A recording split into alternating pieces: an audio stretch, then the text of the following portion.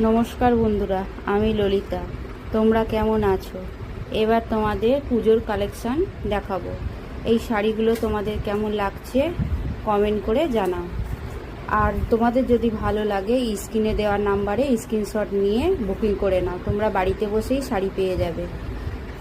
সীমা শাড়ি কালেকশানকে বেশি বেশি করে ভালোবাসা দাও বন্ধুরা। তোমাদের ভালোবাসা আর সাপোর্টের খুব দরকার।